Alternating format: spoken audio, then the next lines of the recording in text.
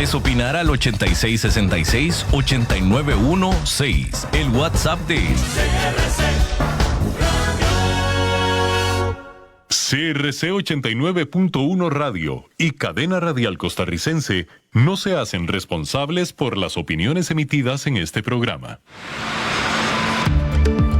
Es tiempo de tender la red democrática y mostrar la Costa Rica del futuro hacia la cual debemos caminar. Con ustedes, Jonathan Prendas, aquí por CRC 89.1 Radio. Saludos, ¿qué tal? Muy buenos días tengan todos ustedes y bienvenidos a un nuevo programa de Red Democrática, un programa que suma voces, experiencias, realidades nacionales e internacionales. Y hoy no es la excepción y vamos a empezar prácticamente de una vez para aprovechar 55 minutos de información para enlazarnos en este momento desde la 89.1 FM en Costa Rica, transmitiendo también en redes sociales por @CRC 89.1 Radio, @Red Democrática, @Jonathan Prendas, @Francisco Prendas, para enlazarnos, como les digo, a dos contactos internacionales. Se tratan de don Said Shaya de la Universidad Austral en Argentina. Él es experto en Medio Oriente, es de la Escuela de Gobierno y tiene pues muy clara la situación de todo lo que está pasando en Israel, en la zona que limita con Israel y que tiene al país, en este caso Costa Rica, y por supuesto también al mundo entero, pues con la expectativa de qué es lo que va a pasar. Me refiero al conflicto que estalló en las primeras horas del sábado en Israel, provocada por ataques aéreos, ataques terrestres también contra sus objetivos territoriales. Nos va a explicar también mucho más a fondo don Said qué es lo que está pasando, y también hasta España, donde está don Jorge Padilla, conocido ya staff de expertos de Red Democrática, es parte de litigante del Sistema Interamericano de Derechos Humanos y pues amplio conocedor de las reglas internacionales humanitarias durante el tiempo de guerra, porque es la otra área que hay que explorar. ¿Qué pasa con los civiles? ¿Qué pasa con todos los damnificados que pueda generar directa e indirectamente este conflicto en Israel? Y pues nada, tratar de comprender más a fondo para poder ver las implicaciones. Said, bienvenido a Red Democrática, Costa Rica te escucha. Muchas gracias por la invitación, Jonathan. Contanos, Said, qué detona este conflicto, qué está pasando en todas las aristas que pueda tener este conflicto, y pues básicamente el antes, el durante y el después. ¿Cuáles son las implicaciones que pueda tener este conflicto internacional? Bien, como ya lo hemos visto en las últimas horas, este es un ataque que toma de sorpresa a Israel. Probablemente, aunque no tenemos la confirmación, probablemente el factor sorpresa haya estado conectado al hecho de que hace 50 años Egipto realizó un ataque sorpresa a los israelíes en el marco de la Cuarta Guerra Árabe-Israelí, dando de esa manera comienzo a la Cuarta Guerra Árabe-Israelí. Pareciera ser que Hamás lo que buscó con esto fue emular ese factor sorpresa, ¿sí? Que hubiera hace 50 años, casualmente fue un día después del ataque egipcio, ¿sí? Bueno, este ataque tomó por sorpresa a el aparato de defensa israelí. Ahora, al parecer, lo que ha sucedido es que Egipto ha dicho que había advertido varios días antes la posibilidad de que esto suceda, ¿sí?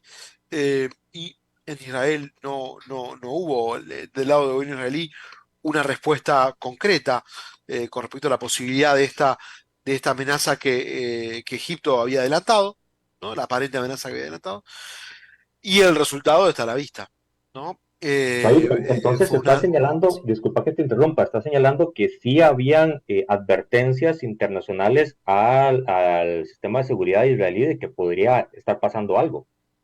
Estoy diciendo que sí, algunos medios árabes han dicho que Egipto habría advertido a Israel algunos Ujú. días antes sobre esta posibilidad y le llamó la atención, esto salió en los últimos años también en los medios israelíes, llamó la atención la inacción por parte del gobierno israelí al respecto, ¿no? De todas maneras, eh, eh, puede haber sido una omisión, ¿sí? Pero cuesta pensar que haya sido a propósito. Digamos, Claro. este escenario no beneficia eh, al gobierno actual, por más que el gobierno actual tenga una prédica favorable, no sé, o sea, eh, rechace la posibilidad de diálogo con los palestinos, rechace la posibilidad de llegar a un acuerdo, o tenga un discurso fundado en la securitización, digamos.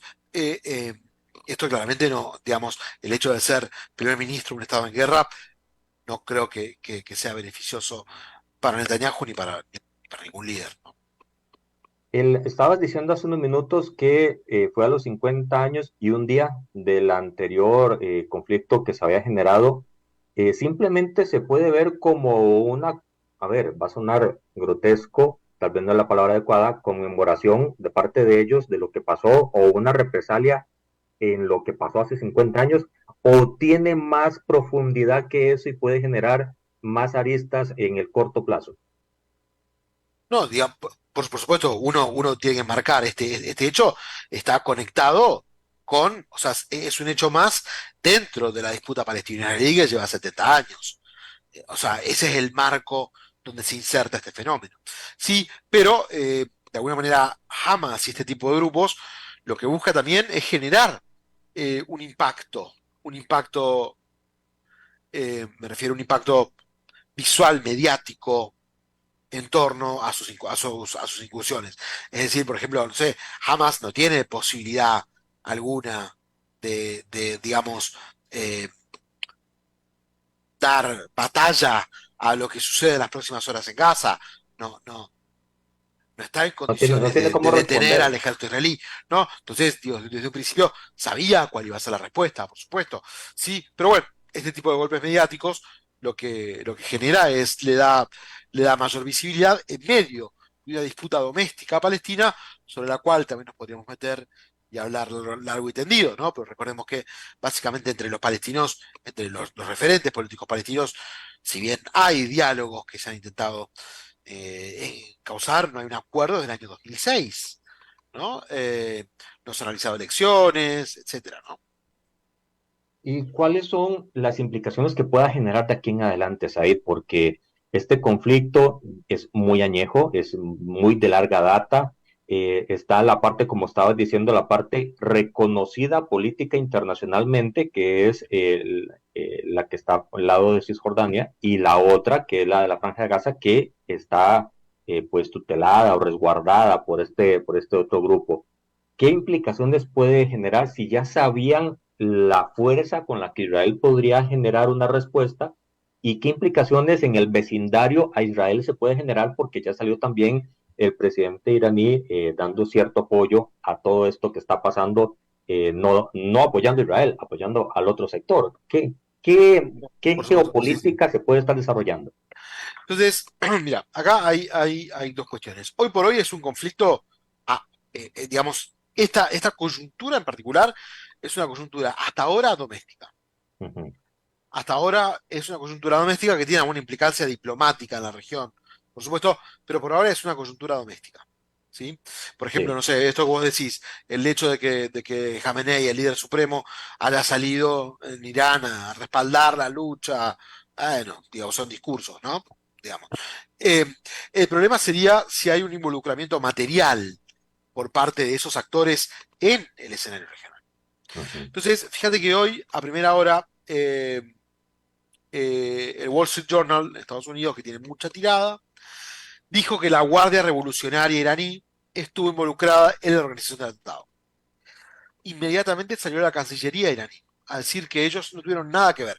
Respaldan la lucha palestina y que creen que el sionismo, bla, bla, bla, pero dijeron, nosotros no tuvimos nada que ver. Eso fue un signo positivo. De alguna manera, Irán está diciendo, mirá, independientemente de que me haya involucrado o no, no quiero oficialmente estar metido Aparecer. en el conflicto. Uh -huh. Esto es un factor positivo, ¿por qué? Porque implica que Irán no quiere levantar el tono de la cuestión regional. Y esto puede implicar al mismo tiempo que Hezbollah, como decimos aquí en Argentina, se quede en el molde, es decir, no realice ningún movimiento por fuera de lo que se espera, ¿sí? Pero bueno, este escenario puede cambiar. ¿En qué medida puede cambiar? Hay dos variables posibles.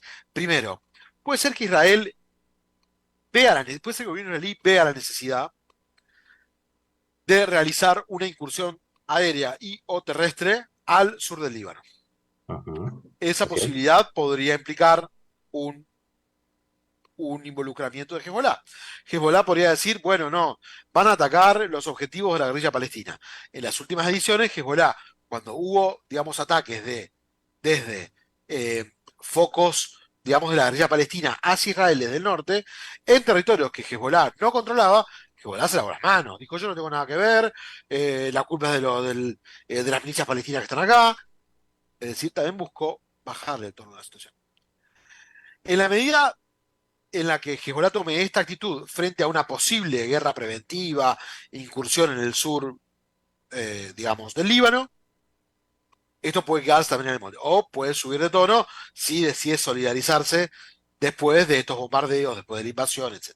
Un segundo escenario es que Israel resuelva realizar atentados selectivos, asesinatos selectivos. Hay líderes de Hezbollah viviendo en Beirut, hay líderes de Hamas que están fuera de Gaza, que están viviendo en Beirut, en Damasco y en otras ciudades también. La posibilidad de que busque ejecutar a estos cabecillas, digamos, podría tener implicancias que involucren la posibilidad de la regionalización del conflicto. ¿Sí? Entonces, vamos a ver también qué postura va a tomar Estados Unidos. Vimos que llegó un portaaviones o está en viaje portaaviones, cuál es la postura que va a tomar. Sergei Lavrov, el canciller ruso, ha dicho, cuidado, ¿no? Porque la cuestión regional está muy candente. Si se mete un tercer estado, esto va a tomar una dimensión regional global, regional barra global. ¿No? Entonces, bien, ¿por qué? Porque de alguna manera Moscú no está mirando lo que hace Irán. Sí, por una parte sí, pero ese metamensaje fue dirigido a los Estados Unidos y un destinatario, ¿no? Biden parece estar dando ahí manotazos, ¿no? Se retiran de Siria, se retiran de Irak, se retiran de Afganistán, dejan de cooperar con Arabia Saudita en materia de Yemen y ahora quieren mandar un portaaviones, quieren promover el acuerdo entre Arabia Saudita e Israel después del acuerdo que promovieron los chinos entre Irán y Arabia Saudita. Se les cae el acuerdo en virtud del ataque de Hamas. La diplomacia estadounidense está ahí, ¿no? Está como balanceándose en un escenario de mucha incertidumbre. Debe ser muy difícil también para ellos decidir qué actitud tomar en un contexto donde tienen tanta adversidad y ven que están perdiendo tantas posiciones. Said, para finalizar, agradeciéndote el espacio que has sacado de tu agenda diaria de trabajo en la universidad y en todas tus actividades internacionales, para terminar de amarrar esta fotografía del hoy, ¿cuánto tiempo podríamos esperar para que pase una de dos? O que todo se tranquilice o que todo crezca en tono, de acuerdo a una de las dos posibilidades que estás poniendo sobre la mesa. Próximas 48 horas, próximas 24 o 48 horas. Israel pidió hace un rato a sus ciudadanos en el norte de Israel que permanezcan en sus casas, en los refugios de guerra. Es posible que esté planeando alguna suerte de ataque preventivo con objetivos en el sur del Líbano, y en función de eso veremos cómo responde el otro lado. No sé, creo que se está definiendo el escenario. Está definiendo finalmente el escenario. Fíjate que Egipto está al tanto de estas cuestiones, también incapacitado por la política regional. Estados Unidos ha intentado delegar en Qatar y en Egipto. Qatar, uno de los principales socios que tiene Estados Unidos en la región, ha intentado delegar de alguna manera el rol de mediador. Egipto está poniéndose al tanto del tema, pero no está. Creo que no es un momento para dialogar. Creo que los ánimos están muy caldeados por el lado de Israel. Y también creo que Netanyahu necesita enviarle un mensaje a su electorado. Y eso va a implicar una operación a gran escala en Gaza. ¿Se extenderá esa operación al sur del Líbano en carácter preventivo? Bueno, ese será otro capítulo de la historia. La verdad que va a ¿Ves, ser un desastre, pero bueno. ves inminente una ofensiva israelí? Bueno, los signos parecen indicar que va a haber alguna acción militar israelí Ujú. en el sur del Líbano. Esperemos que no, pero parece ser que sí. Eso podría cambiar la dinámica, la tónica de la cuestión. Said, muchísimas gracias por el espacio y en los próximos Jonathan, días, de acuerdo a la evolución, te vamos a estar contactando para volverte a tener acá en el programa y seguir analizando más a fondo. estamos en contacto, Jonathan. Un saludo grande para vos y para Jorge. Saludos. Saludos a todos los amigos de Argentina y gracias por ser parte de Red Democrática.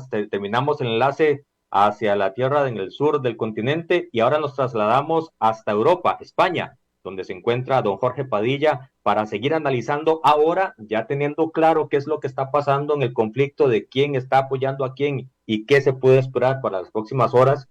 Vamos a analizar las reglas internacionales humanitarias en un conflicto armado, en una guerra, porque una cosa es lo que políticamente y armamentísticamente se pueda generar en el conflicto y otra cosa es todo el aspecto humanitario, cuáles son las reglas del juego que se tienen que respetar por un asunto de humanidad, de cortesía, de tratar de mantener las cosas en una dimensión oportuna y para eso don Jorge Padilla, amplio, reconocido experto en el tema de derechos humanos, pues está acá en la casa de Red Democrática para ampliar del tema. Jorge, bienvenido. Saludos desde España. Hola, hola, ¿qué tal? Buenas noches desde acá, desde Madrid. Un gustazo verte y no, interesante también lo que nos contaba anteriormente el compañero desde la Argentina. Y bueno, y es que efectivamente, y tengo que felicitarte mucho porque en cuestiones de conflicto armado internacional no necesariamente debemos hablar de derechos humanos. De hecho, los derechos humanos son las reglas del juego que, digamos, existen para tiempos de paz. No, Así es. para tiempos de no conflicto, para tiempos de no hostilidades, para tiempos de no agresión, para tiempos de no guerra y para tiempos como los que estamos viendo a partir pues, del día sábado hacia acá, precisamente a 50 años un día de ese Yom Kippur, ¿no? Entonces, bien interesante lo que mencionabas anteriormente. Dicho eso, yo creo que vale la pena precisar de que hay distintos tipos de aplicación de las reglas dependiendo del tipo de conflicto, ¿no? El derecho internacional humanitario es un conjunto de normas de derecho internacional que se aplican en tiempos de guerra, en tiempos de agresión, en tiempos de conflicto armado. Y aquí una precisión importante, se aplica en tiempos de conflicto armado internacional y conflicto armado interno. Por ejemplo, la situación de Colombia, que ha vivido durante más de 65 años en una situación de conflicto interno, es también digamos, un marco jurídico internacional que ha sido adoptado para aplicar en esos momentos. Si hablamos de derecho internacional humanitario, por ejemplo, en América Latina, hay mucha gente que te va a decir o que no lo conoce o que no sabe en dónde es que se aplica, ¿no? Entonces ahí es bien interesante hacer esas precisiones. Colombia, incluso hasta a nivel académico, entre otros, tiene especializaciones en derecho internacional humanitario porque son las reglas del juego que enmarcan la situación de las personas directamente involucradas y las personas civiles no involucradas en el conflicto armado interno. Lo mismo pasa en este caso, donde parece que, a ver, misiles van, misiles vienen, hostilidades crecen, y parece que no hay quien contenga eso. Bueno, el derecho internacional humanitario sí regula incluso los tiempos de la guerra. Eso creo que cuesta Jorge, mucho dimensionarlo en un contexto como el que vive pues nuestro país siempre, ¿verdad? Donde uno dice, bueno, ¿y cómo es que la guerra tiene incluso regulaciones de tratados internacionales? Y a la gente que le encanta satanizar el derecho internacional, pues dirán qué barbaridad que hasta en eso se meten, pero es que tiene que haber un ABC, incluso en el tiempo de la guerra, Jonathan. Jorge, hay dos aspectos y muy claro y muy puntual el tema que estás señalando de que en Costa Rica a veces cuesta dimensionar esta problemática y es, a ver, es natural, llevamos desde el 49 sin ejército y antes de eso eran asuntos domésticos y hay que estirarnos hasta 1856 para generar Ujú. algo más internacional. Es natural que la connotación no sea muy clara y para eso es que tenemos expertos como vos para poder dimensionar. Pero hay un par de elementos, tal vez para para ponerlo como en un marco de acción tuya, de comentario, y es que ya se dijo que Israel ordenó cerrar el suministro de agua hacia la franja de Gaza, número uno. Número dos, que el sábado hubo secuestros, tortura y parece que homicidios de civiles en territorio israelí que se los llevaron los que entraron del grupo Hamas. Y, y todo este conflicto armado superó la parte política y militar, ahora están en objetivos civiles. Y esto yo creo que trasgrede lo que estás poniendo de las reglas del juego. Bueno, es que efectivamente aquí tenemos que entender de que estas reglas se aplican en tiempos de guerra declarada y no declarada. O sea, yo creo que en la estrategia de la guerra cuesta mucho saber de que empiezan a darse, digamos, ciertas hostilidades que hacen pensar a las personas expertas en estos temas de que se va a dar un conflicto armado, que se va a declarar una guerra. Bueno, no tenemos declaratorias tan severas como desde el tiempo precisamente de la Segunda Guerra Mundial, ¿verdad? Que hubo declaraciones de guerra aprobadas incluso por los parlamentos, pero tienes razón, y mucho de lo que regula precisamente, aquí es importante mencionar de que hay algunas intersecciones en cuestiones que son absolutamente inminentes de protección de la vida, que están tanto en el derecho internacional de los derechos humanos como en el derecho internacional humanitario. Y uno de ellos es el acceso a los alimentos, el acceso al agua, el acceso a los servicios de salud mínima, aún en un contexto tan complejo. A ver, ambos conjuntos de derechos, tanto el derecho internacional humanitario como el derecho internacional de los derechos humanos, protegen la dignidad de las personas, protegen la vida humana, prohíben la aplicación de las torturas cuando hay detenidos en contexto de conflicto armado o de guerra. Se prohíbe la aplicación o la utilización de tratos crueles, inhumanos o degradantes. Se tiene que garantizar, este es el ABC, ¿verdad? El marco, al menos un debido proceso en caso de abrirse causas penales, qué sé yo, si Israel, qué sé yo, descubre quién es el cabecilla de Hamas y lo quiere enjuiciar en territorio israelí, pues hay reglas asociadas al debido proceso para garantizar incluso mínimos vitales, no es de que le van a dar premio o casa por cárcel, no, eso es ese tipo de cuestiones tan falaces, no hay que meterlas aquí, es en un contexto excepcional que se da del conflicto y además tiene una especial, digamos, preocupación hacia la protección de grupos en situación de vulnerabilidad, la niñez, las mujeres, migrantes, refugiados, que tengan, pues evidentemente, acceso a servicios que garanticen un mínimo vital. Entonces, digamos, ahí es bien interesante. ¿Qué no regula el derecho internacional humanitario? Para que lo tengamos en claro,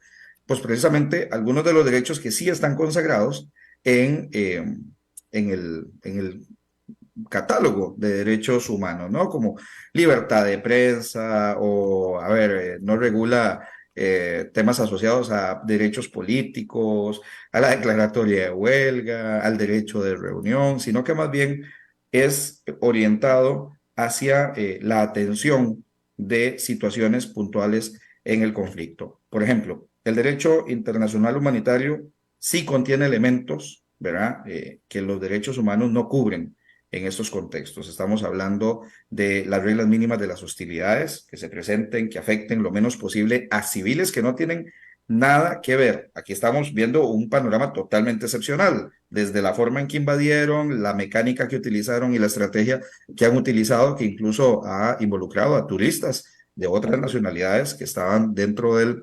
territorio.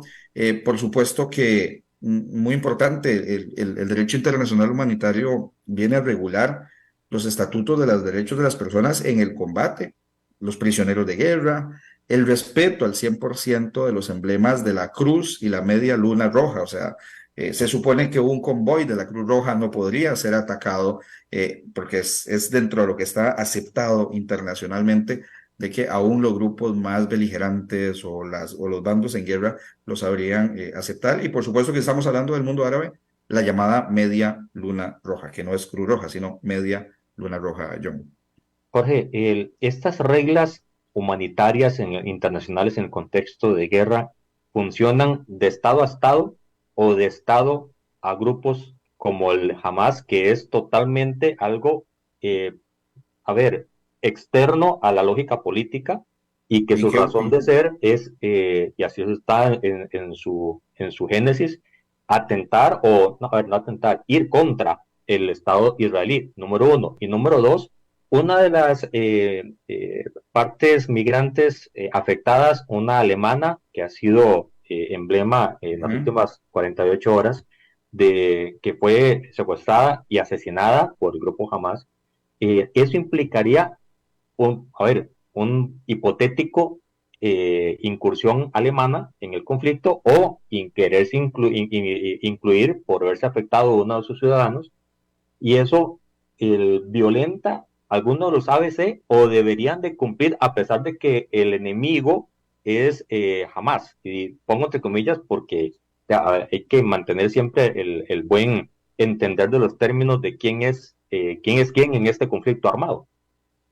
Empiezo por lo último y lo celebro mucho porque, por ejemplo, la prensa internacional aquí en Europa, lo primero que dijo es Israel contra Palestina, y no es así, No es o así. Palestina contra Israel, y no es así, sino que No, no, estamos no. hablando precisamente de un grupo extremadamente focalizado, ¿no? O sea, realmente entrenado, no sabemos por quién, ya escuchamos el anterior análisis, hay mucha especulación si hay otros grandes países que estuvieran detrás de esto. Yo no creo que el tema escale como me lo estás diciendo en este momento de una posible incursión. Sí puede haber una presión internacional bastante importante hacia Israel para la captura de los responsables y que se les apliquen, digamos, los delitos penales de crímenes de guerra, ¿no? Y hacia eso iba un poquito a comentarlo, porque, a ver, estamos en un momento geopolítico muy complejo, John. O sea, tenemos abiertos muchos frentes de conflicto en el mundo, Así los es. que vienen desde hace mucho tiempo y nadie había hecho tanto escándalo,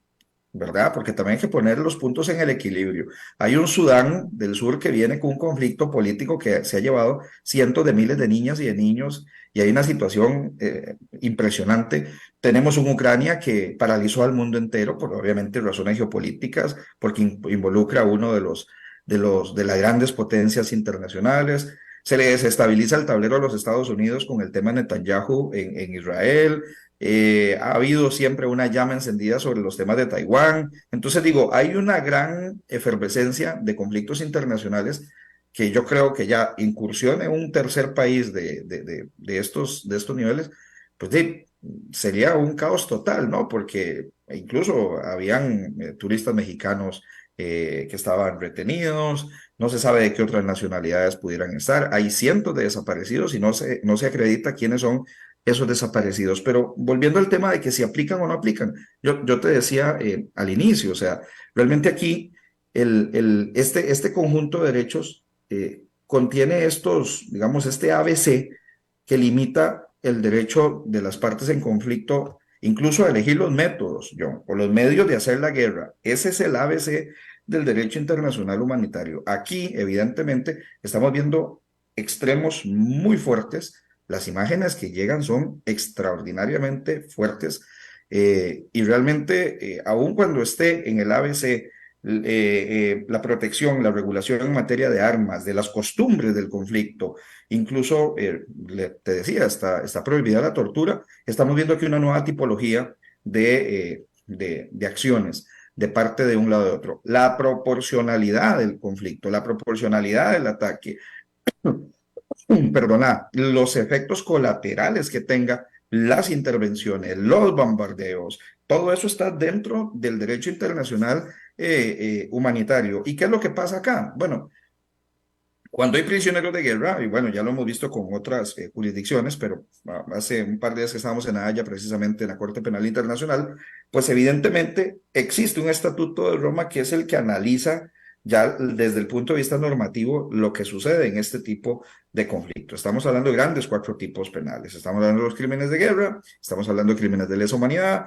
estamos hablando de genocidios, estamos hablando de crímenes de agresión, John. Y eso es bien interesante porque el derecho internacional, incluso como conjunto de reglas que se aplica para tanto conflictos declarados como no declarados, o guerras declaradas o como no declaradas, como es el caso actual, sí se aplica incluso cuando hay una declaración de guerra implícita y hay una parte que incluso no lo reconoce, ¿verdad? Que es el caso ucraniano-ruso, ¿verdad?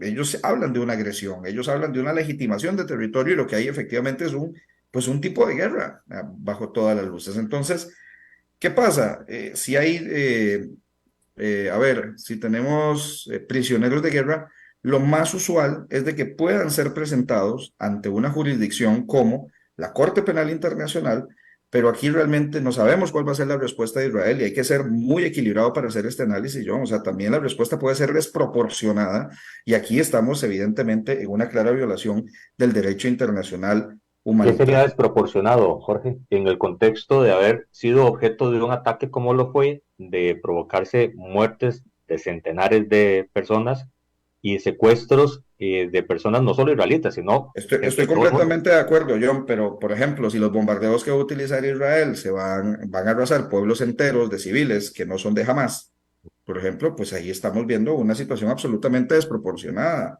Uso de armas no permitidas, ¿verdad? Que esté utilizando, qué sé yo, armas químicas o que vaya a utilizar. Es que en estos temas el tema además es tan complejo y de tal escalada y va a ser de tanta duración, porque por lo general las situaciones de conflicto en esa zona del mundo no son bombetazos de 3 días, o sea, estamos Así es. hablando de cuestiones que crecen a niveles donde la afectación humanitaria es altísima. Entonces, bueno, eso, digamos, hay que ponerle mucha atención a eso, eh, un poco como Jorge, para darle el sentido a la regulación, John. ujú, Esto se basa en 4 convenios, se llaman los sí, 4 convenios de Ginebra y su primer protocolo, ¿no? Y decías ahora, Costa Rica tal vez no lo conoce, bueno, es que precisamente se adoptaron en 1949 cuando fue nuestro último, digamos, proceso, junto con el tiempo del 48, nuestro proceso, digamos, tal vez más violento en términos de conflicto interno. Pero estos estándares mínimos, digamos, podríamos resumirlos en 5, ¿no?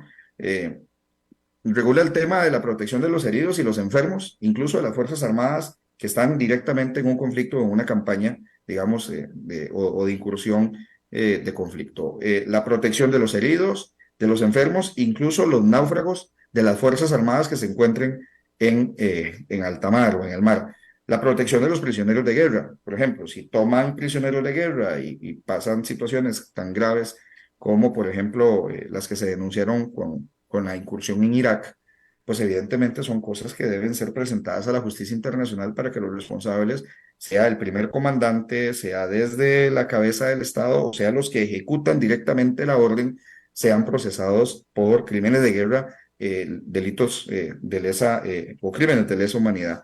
La protección de las personas civiles, esto es lo más sensible, ese sería el convenio número 4, porque es lo que estabas diciendo, la población directamente involucrada en una situación de asalto como fue la que sucedió el sábado. Y por supuesto, un quinto, que es algo que se ha robustecido con el protocolo primero, y es la protección de los desplazados internos, que esto va a generar una N cantidad de migraciones, que desde esta perspectiva estamos hablando es un desplazamiento forzado. Por supuesto, más. la protección de los niños, refugiados, la condición de apatridia en la que pueden caer algunas personas. Quienes hacen cobertura periodística, ojalá estuvieran en la comodidad en la que tú estás, pero evidentemente no, son susceptibles de ser víctimas directas y concretas o incluso objetivos militares, aún siendo personas civiles, John.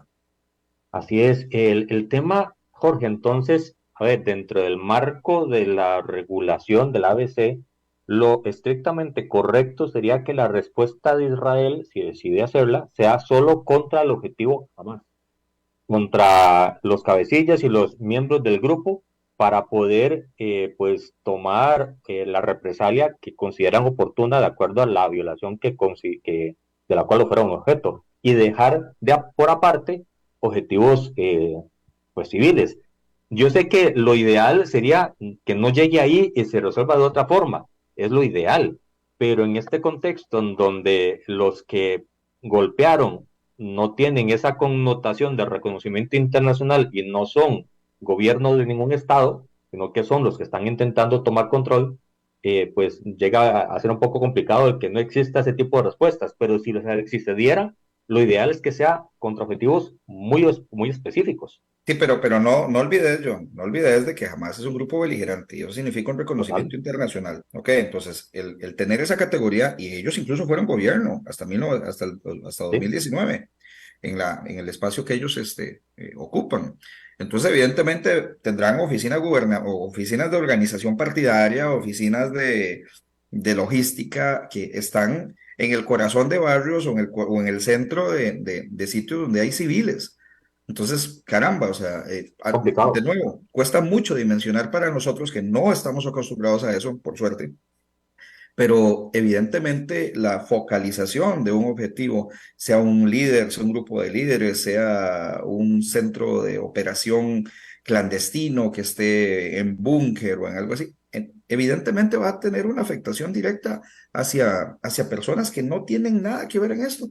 Y por lo general siempre estos grupos se escudan en lugares donde efectivamente la afectación puede ser espantosamente peor, ¿no? Cerca de escuelas, cerca de hospitales, cerca de hospicios, cerca de espacios donde hay cuidado de mayores. En fin, es una situación muy, muy, muy complicada. Este conjunto de derechos aplica para ambas partes, se ve, evidentemente, y aun cuando la gente dice que es un marco que no sirve para nada, es muy fácil decir eso, sinceramente. Bueno, pues ahí tenemos los, los, los, los tribunales internacionales que han sido, pues, creados y adoptados ad hoc ante la Corte Penal Internacional. Tenemos los tribunales de Tokio, tenemos Ruanda, tenemos los tribunales de la antigua Yugoslavia que juzgaron por crímenes de guerra y de lesa humanidad. Jorge, ¿es posible, y aquí quisiera ser muy concreto en la pregunta y me ayudas a perfilarla si me salgo de los linderos en algún momento? ¿Es posible identificar los agresores de un conflicto armado teniendo en cuenta de que normalmente hay dos bandos, Occidente y no Occidente? Y que lo que se ve aquí no necesariamente es la realidad de la pintura de lo que está pasando en cualquier parte del mundo. Estabas hablando de Sudán, estabas hablando de Ucrania, estabas hablando de Taiwán, estabas hablando ahora, estamos hablando en este momento de lo que pasó en los linderos y en el propio territorio israelí. ¿Es posible identificar claramente quién es el que cruzó la línea en un proceso penal internacional, ya vos como litigante en este espacio? Mira, yo no sé dónde va a estar la cúpula de la inteligencia israelí, pero lo que pasó el sábado se las trae. O sea, yo no Sí. sé si la situación política de Netanyahu a lo interno está tan fragmentada que hubo ahí algo que, no sé, que socavara las alarmas, pero un sistema de inteligencia como el que tiene Israel, o sea, claramente debe de tener muy bien definidos los centros de operación, de dónde empezaron, cómo empezaron. Y bueno, es que resulta difícil de entender, tal vez en otro contexto de otros países, pero ellos son los papás de la ciberseguridad, ¿no? O sea, entonces es muy complicado llegar a una conclusión de que uno diga, no, pues estaban todos de fiesta y los agarraron por sorpresa. O sea, eso está complejo, realmente. Es impresionante la logística y la estrategia que utilizaron, verdaderamente que es una película. O sea, ver los parapentes, cómo están llegando, la confusión de la gente, la forma como derriban las barricadas o los muros en algunos casos. Es impresionante, pero de que se puede hacer la individualización, pero por supuesto que sí, hay líneas de mando muy claras y un país o un estado que tiene o está siempre propenso a ser atacado, tiene muy bien perfilado quiénes son en línea incluso de sucesión en caso de que aniquilen un objetivo importante, saben quién es el que queda de segundo, quién está de tercero, cuáles son las células que esos bandos medios pueden ir fragmentando así como las tenemos tan claras o escuchamos en los medios de que en el mundo del narcotráfico y de las bandas criminales internacionales tienen muy claro quién lideraba desde una cárcel, quién cooptaba a tal gente, quién es el autor. Eso realmente, digamos, no es que sea fácil, es de que hay mucho aparato organizado que se encarga de hacer esa tarea.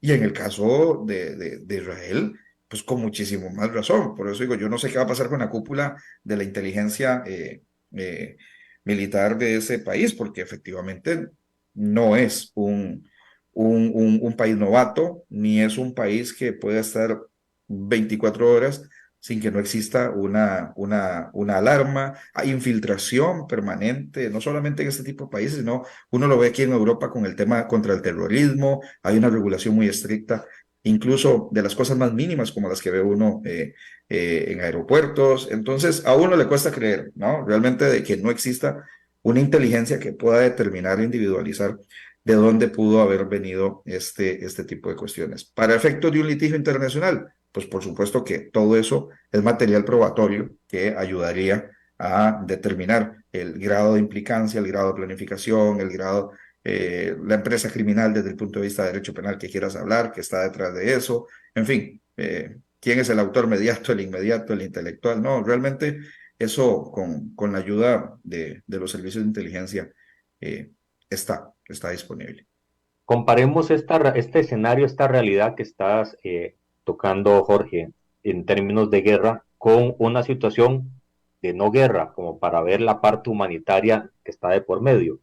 La parte de las reglas del juego de la política internacional humanitaria versus desplazamiento migratorio en tiempos de paz o en tiempos de no guerra. Y pongamos como ejemplo esa comparativo los desplazamientos que pueden suceder en este conflicto israelí versus los desplazamientos que están sucediendo de Sudamérica hacia Estados Unidos, pasando por el Darién, Ok, donde ok. la gente literalmente va asignada con expectante de lo que sea.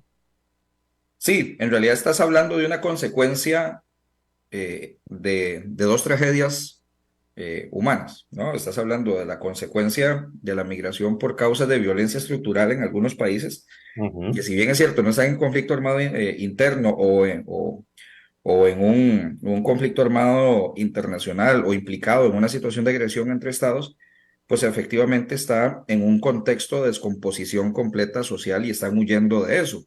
Bueno, la descomposición que podemos ver aquí en esta parte del mundo, como pones el ejemplo de los temas migratorios del Darién, pues la vemos en Ecuador, la vemos en Venezuela, la vemos en Haití, y la vemos donde hay un verdadero, bueno, ni qué decir, Nicaragua, ¿no? La vemos donde efectivamente hay un resquebrajamiento de todas las reglas en un contexto de no guerra, pero el desplazamiento y los refugiados que está generando este conflicto y que va a generar este nuevo conflicto en esta parte del mundo, pues evidentemente tiene la misma consecuencia de tragedia como la que sufren quienes pasan por el Darién.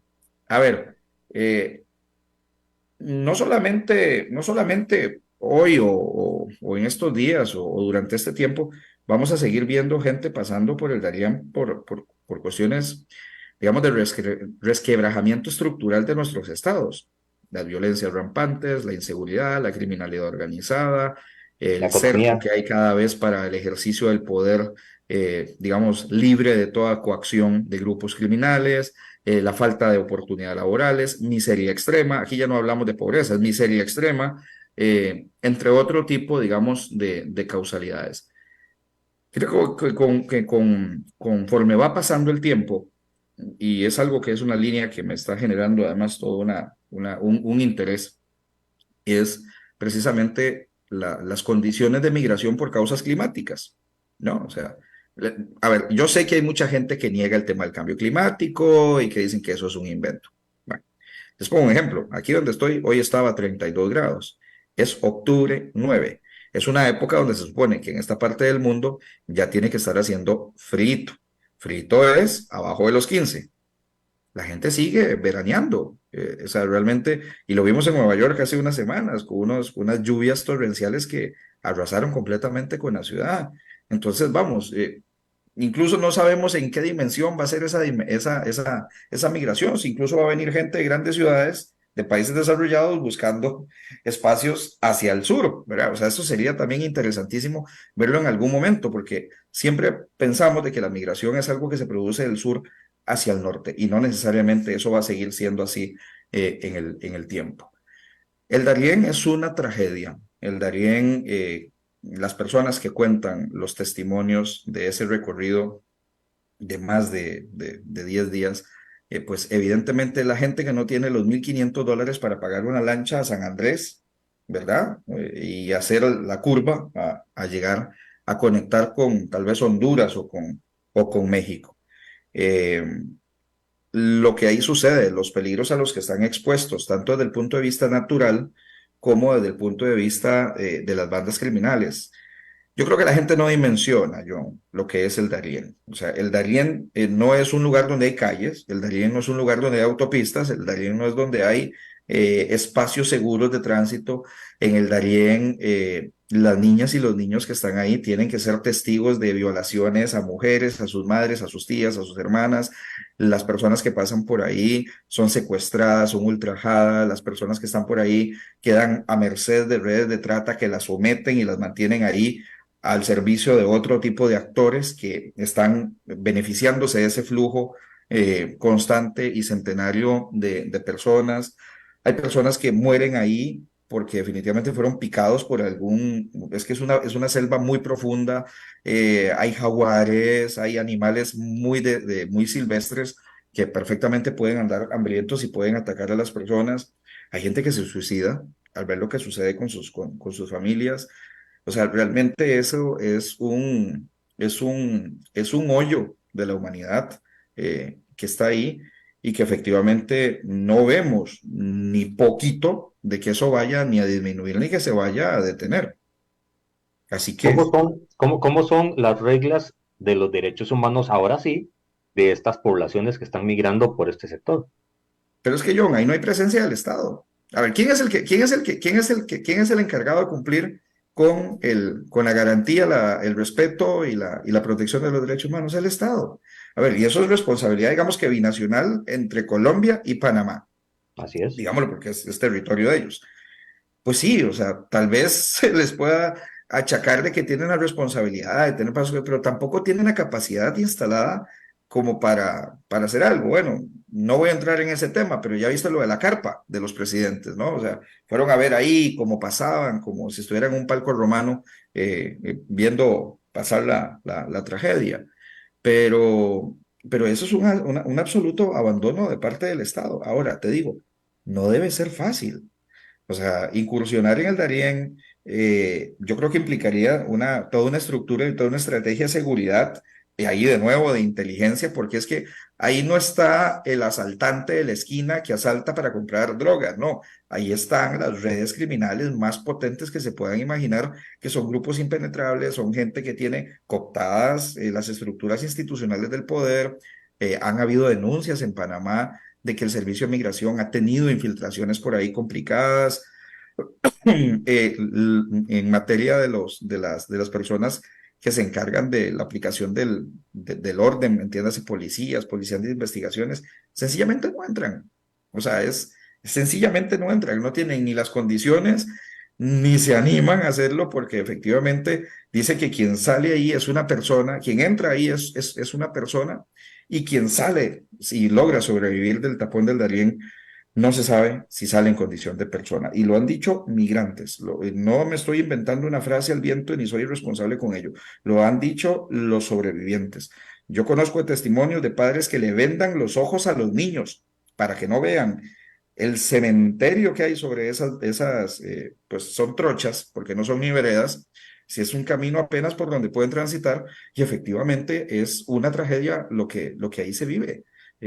En realidad yo, y como padre lo digo, no puedo ni imaginar lo que eso implica para una persona, un menor de edad, para uno Jor- mismo. Jorge, estabas dibujando en el programa de hoy dos escenarios de entendimiento de los derechos humanos y de la parte humanitaria muy sensible. Está el sistema de derechos humanos internacional, el sistema penal internacional, la connotación política en los estadios democráticos preparada para esta nueva realidad en la que nos estamos enfrentando, de las migraciones profundas, de los éxodos, donde vemos gente en África viendo a ver cómo llega a América Latina para poder subir a Estados Unidos, cómo llegan barcazas llenas de migrantes a España o a Europa tratando de entrar de alguna forma y decisiones políticas que dicen no vamos a dejar que nadie más baje de esas barcas porque ya no tenemos capacidad. ¿Estamos como humanidad preparados para todo lo que está sucediendo? Uy, no, a ver, yo creo que estamos en uno de los tiempos más duros que se pueden ver, o sea, por donde quiera que lo quieras analizar. Mira, la guerra es un negocio, lamentablemente, y lo que sucede al margen de las migraciones es otro negocio también. O sea, lo que una persona migrante ahorra para atravesar Centroamérica, evidencia de que va preparado para tener que participar en una situación de absoluta corrupción. Y eso implica a funcionarios estatales, a crimen organizado o a funcionarios estatales que lamentablemente han sido penetrados o funcionario estatal que ha sido penetrado, y no estoy hablando de Panamá ni de Colombia, estoy hablando de el recorrido, ¿no? Porque incluso hay gente que cuando Ortega, recordemos que cerró la frontera, ofrecían barcazas ahí que en una ola las podía volcar, Ujú. les cobraban entre 800 y $900, y por Dios, o sea, esto es de lo más miserable que puede haber. Lo subían ahí en Bahía Salinas, en Santa Elena de la Cruz, y de noche los ponían a dar vuelta y los bajaban en Jacó, haciéndoles creer que estaban en San Salvador, perdón, en El Salvador. O sea, realmente es perverso lo que se mueve en estas cosas. ¿Está preparado el sistema internacional?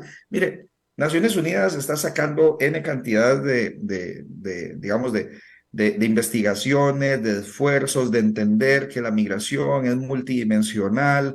Los estados tienen cualquier cantidad. Vos fuiste un funcionario de estado, vos sabes la cantidad de comisiones que hay para una reunión, para atender un tema de carácter social o económico.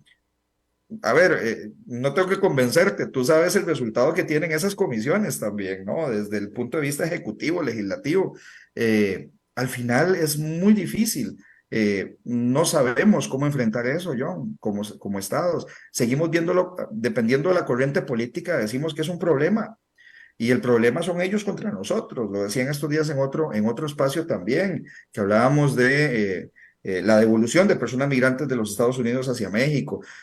Mientras hay esfuerzos institucionales, hay países que dicen, bueno, cierro la frontera, como estás diciendo, vos estás ejemplificando. Estados Unidos está sacando la famosa modalidad de tercer país seguro, que es un mecanismo que está utilizando para bajar el portón de su frontera lo más al sur posible. Así Costa es. Rica ya está incluido dentro de la lista de tercer país seguro para personas venezolanas y para otra nacionalidad, me parece que es haitiana, o bien para, creo que nicaragüenses, uno de esos tres, pero con seguridad lo ha hecho focalizado. Guatemala y México son tercer país seguro. ¿Qué significa eso?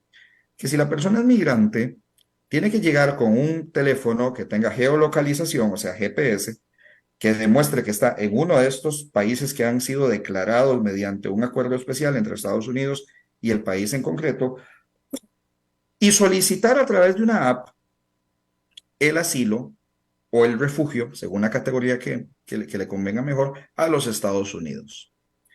Oigan, no crean que es un Uber Eats, o sea, en serio, perdón que lo reduzca de esa manera tan brutal, pero es que es llenar un formulario, darle información fidedigna, enviarlo y Y siéntese a esperar. esperar. Y espere. Y mientras espera en México el ferrocarril se fue, el de la famosa bestia, se fue a huelga porque ya habían estados como Veracruz, que la gobernadora dijo, por aquí no me pasan más migrantes y por aquí no pasa más el tren. Entonces la compañía de tren le dijo, pues paremos el tren.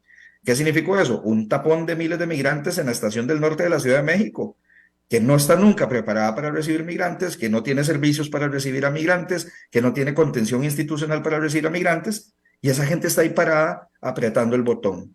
Le dan la respuesta, si están en la frontera con México y Estados Unidos, y se lo dan a 800 kilómetros de donde, la cita se la dan a 800 kilómetros de donde hizo la solicitud. ¿Qué le queda a esa familia? Cruzar ilegalmente, ser de vuelta. Y si se les aplica el título 8, que es la nueva modalidad que está utilizando la administración Biden, pues entre lo que dice ese título 8 de que persona que sea tomada habiendo cruzado ilegalmente la frontera, será devuelta y en 5 años no podrá tratar de ingresar. O sea, es muy complejo. ¿Qué hacen los de los derechos humanos? Pues todo el mundo tirarle la culpa. ¿Qué competencia tienen para eso? Empujar algunos procesos, poner algunas reglas técnicas, salvaguardar y dar algunas reglas mínimas como las del derecho internacional humanitario en guerra, como las del derecho internacional de los derechos humanos en tiempos de no guerra. Pero la responsabilidad al final y la cuestión de la resolución no lo puede hacer una Corte Interamericana en una sentencia, no lo puede hacer Naciones Unidas, el ACNUR, la OIM. Podrán facilitar procesos, podrán orientar la política pública, podrán dar, digamos, lineamientos básicos de entender de que esto es un fenómeno multicausal, no un problema multicausal ni de seguridad nacional, John. Y ahí tenemos, pues, tendencias de tendencias. La semana pasada en Roma Termini me abordaron tres carabinieris y me hicieron preguntas súper agresivas que por qué no tenía en ese momento el pasaporte. Bueno, no lo cargaba porque no estaba viajando a ninguna parte, iba a ir a otra ciudad de Italia.